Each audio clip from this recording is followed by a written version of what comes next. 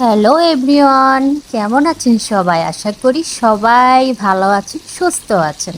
কারণ আপনারা ভালো থাকলেই তো আমার পেজের রিচ বাড়বে, ভিউ বাড়বে, লাইক শেয়ার সবই বেড়ে যাবে। তো যাই হোক, কাঁকরোল ভাজি তো সবাই খেয়েছেন। কাঁকরোলের ভর্তা কি খেয়েছেন?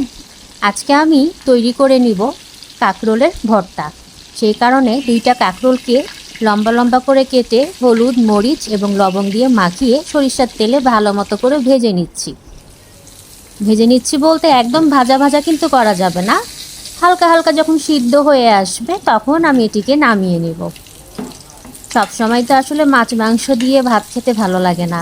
তার সাথে যদি একটু মুখে রুচি বাড়ানোর জন্য ঝাল ঝাল করে ভর্তা করা যায় তাহলে কিন্তু ভালোই লাগে খেতে। অনেকে এটাকে সিদ্ধ করে ভর্তা করে, আমি এটা ভেজে ভর্তা করছি, এটা আলাদা টেস্ট আসবে। আসলে একটা রান্না অনেক ধরনের করা যায়, যে যেভাবে করে রান্না করে খেতে পছন্দ করে। তো আমি এটা উল্টাপাল্টা দিচ্ছি, একটু ঢেকেও দিয়েছিলাম যেন দ্রুত সিদ্ধ হয়ে আসে।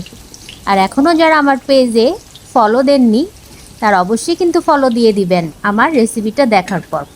আর লাইক কমেন্ট শেয়ার তো অবশ্যই করবেন। এই যে ভাজা ভাজা করে নিয়েছি, অনেকে এটা এতটা ভাজে না, কিন্তু আমি একটু বেশি ভেজে নিয়েছি একটু মজা করে খাওয়ার জন্য। অনেকে হালকা সিদ্ধ হয়ে গেলেই নামিয়ে নেয়। তো এটাকে নামিয়ে নিয়ে একটু ঠান্ডা করতে দিচ্ছি, কারণ গরম গরম অবস্থায় হাত দিয়ে ডলা যাবে না। ডলতে যে হাত অনেকবার আমি সরিয়ে নিয়েছি, কারণ এত গরম ছিল। তো এই যে ডলা শেষ, তার মধ্যে পেঁয়াজ দিয়েছি, মরিচ দিয়েছি। আমি কিন্তু এখানে ঝাল মরিচটা ব্যবহার করেছি, বোম্বাই মরিচ। শুকনা মরিচটা দিলে কিন্তু আরও ভালো হতো, কিন্তু আমার বাসায় শুকনা মরিচটা শেষ হয়ে গিয়েছিল, এই জন্য দিতে পারিনি। তার লবণ দিয়েছি, আর ওই যে ভাজার সময় যে সরিষার তেলটা আমরা ব্যবহার করেছি ওইটা আমি হালকা করে দিয়ে দিয়েছি, একটু বেশি করেই দিয়েছি, কারণ ভর্তাতে বেশি তেল হলে কিন্তু অনেক মজা হয়। তো এই যে সুন্দর করে মাখাই নিচ্ছি। আর অল্প একটু ভর্তা করেছি, কারণ আমার বাসার মেম্বার অনেক কম, এই জন্য দুইজনের সমানই করেছি। আমার মেয়ে তো ভর্তা খুব একটা পছন্দ করে না, আর আজকালকার ছেলে মেয়েরা তো মাছ মাংসই পাগল, ভর্তা খুব একটা পছন্দ করে না।